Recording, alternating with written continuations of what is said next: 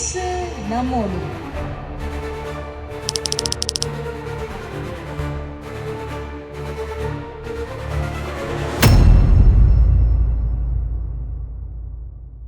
ஹல்லேலூயா. ஆண்டவராகிய இயேசு கிறிஸ்துவின் நாமத்திலே அருமையான தேவ பிள்ளைகளே, இந்த இயேசு நம்மோடு நிகழ்ச்சியினூடாக உங்களை சந்திப்பதிலே மிக்க மகிழ்ச்சி அடைகிறோம். தொடர்ந்து இயேசு நம்மோடு நிகழ்ச்சியை கேட்டுக்கொண்டிருக்கிற அருமையான தேவ பிள்ளைகளுக்கு என்னுடைய அன்பின் வாழ்த்துதல்.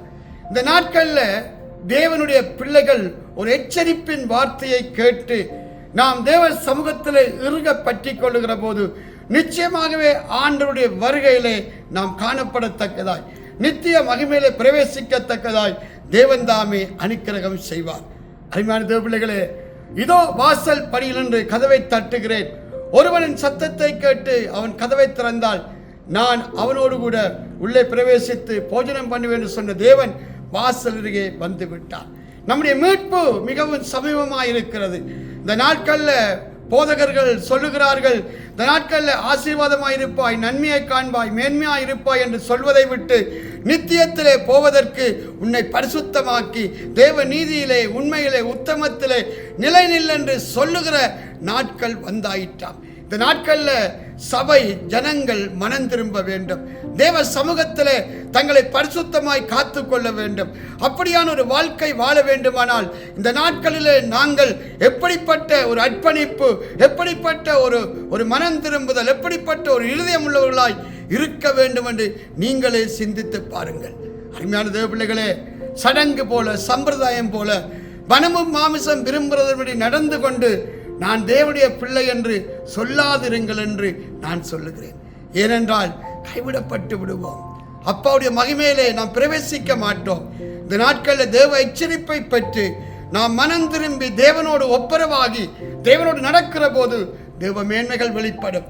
தேவன் நிச்சயமாகவே நம்மை ஆசீர்வதிப்பார், அதில் எந்த ஒரு ஐயமும் இல்லை. ஆனால் ஆசீர்வாதத்துக்காகவே ஏங்கிக் கொண்டிருப்பீர்களானால் நித்திய மகிமையை இழந்து போவீர்கள். அதனால தான் ஆண்டவர் தெளிவாக சொன்னார், மத்தேயு 6:33 முதலாவது தேவனுடைய ராஜ்யத்தையும் நீதியையும் தேடுங்கள், அப்பொழுது இவைகளெல்லாம் உங்களுக்கு கூட கொடுக்கப்படும். அருமையான தேவபிள்ளையே, அதனால தான் இந்த இருதயம் தேவனுக்கு முன்பாய் செம்மையாகட்டும்.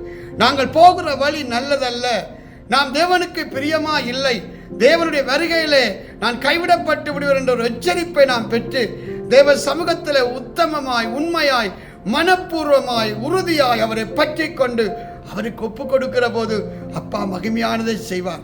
நான் வசனத்தை வாசிக்கிறேன், கேளுங்கள்.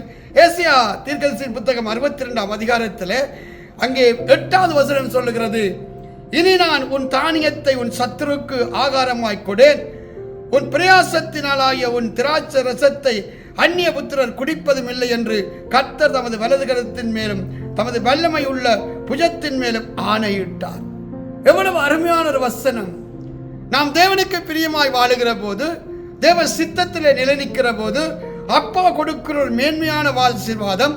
இனி நான் உன் தானியத்தை உன் சத்துருக்கும் உன் ஆகாரத்தை அங்கே சத்துருக்கு கொடேன், உன் பிரயாசத்தின் ஆகிய உன் திராட்சை ரசத்தை உன் அந்நிய புத்திரர் குடிப்பதில்லை என்று கர்த்தர் தமது வலது கரத்தின் மேலும் தமது வல்லமை உள்ள புஜத்தின் மேலும் ஆணையிட்டார்.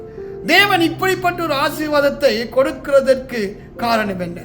உங்க வாழ்க்கையில இப்படிப்பட்ட ஒரு நன்மையை நீங்கள் பெற்றுக்கொள்ள வேண்டுமானால் இந்த வசனத்தை சொன்ன உடனே, ஓ தேவன் இப்படி எங்களுக்கு தரப்போகிறார், நம்முடைய ஆசீர்வாதங்கள், நம்முடைய திராட்சை எல்லாம் நமக்கே கிடைக்க போகிறது என்று நினையாதிருங்கள்.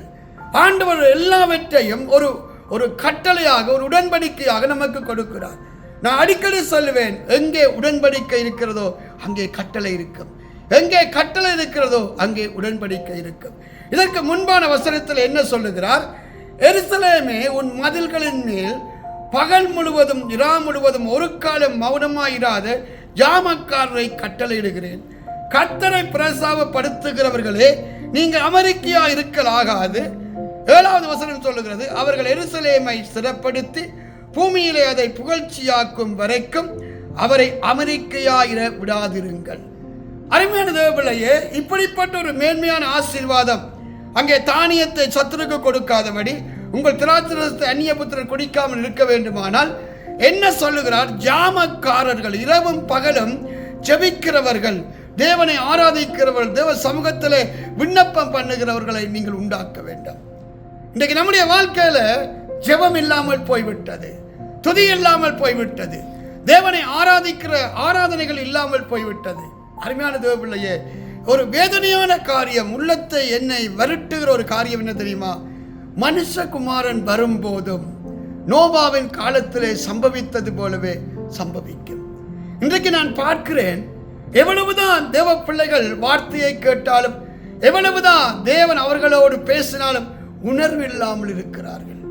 தாங்கள் செய்கிறது தவறென்று அறியாமல் அதே தவறை பழக்கப்பட்டவர்களாய் இது பெரிய காரியம் இல்லை என்று எண்ணுகிறார்கள். இது பெரிய காரியம் இல்லை. மனம் திரும்பாமல் போகிற போது நாம் நெடுக்க போய் தண்டிக்கப்பட்டு விடுவோம். தேவ வசனத்தை கேட்டும் கேளாதவர்களோடு இருக்கிற போது தேவனுடைய கிருபையை, இரக்கத்தை, மேன்மையை இழந்து விடுவோம். அருமையான தேவ பிள்ளையே, அதனால்தான் ஆண்டவர் சொன்னார், இந்த வார்த்தையை, இந்த வசனத்தை கேட்டு இதன்படி செய்கிறவனே கண்மலையின் மேல் தன் வீட்டை கட்டுகிற புத்தி உள்ள மனுஷனுக்கு ஒப்பாயிருக்கிறான். இந்த நாட்கள்ல உங்க வாழ்க்கையை கவனித்து பாருங்கள். ஆண்டவர் சொல்லுகிறார், உன் மதில்களின் மேல் பகல் முழுவதும் இரா முழுவதும் ஒரு காலம் மௌனமாயிராத ஜாமக்காரரை கட்டளையிடுகிறேன். ஜெபிக்கிற ஒரு கூட்டம் எழும்ப வேண்டும். உங்க குடும்பத்தில் ஜெபம் என்னும் தீபம் அணையாதபடி எரிய வேண்டும். நீங்கள் ஜெபிக்கிற ஜனங்களாய், தேவனை ஆராதிக்கிற ஜனங்களாய், தேவ வசனத்தை கைக்கொள்ளுகளாய் இருக்கிற போதுதான் ஆண்டவர் சொல்கிறார், உன் தானியத்தை உன் சத்துருக்கு ஆகாரமாய் கொடேன். அருமையான தேவ பிள்ளையே, அந்த வசனத்தை பாருங்கள். அவர்கள் எருசலேமை ஸ்திரப்படுத்தி பூமியிலே அதை புகழ்ச்சியாக்கும் வரைக்கும் அவரை அமெரிக்கையாய் இருக்க விடாதீர்கள். தேவனை அமர்ந்திருக்க விடக்கூடாது. உங்கள் செவங்கள், தூவங்கள் எப்பொழுதும் தேவ சமூகத்தில் எழும்படும். அருமையான தேவ பிள்ளையே, உங்கள் வாழ்க்கையை கொஞ்சம் சிந்தித்து பாருங்கள். தேவனுக்கு பிரியமான ஒரு பிள்ளையா வாழ்றீங்களா?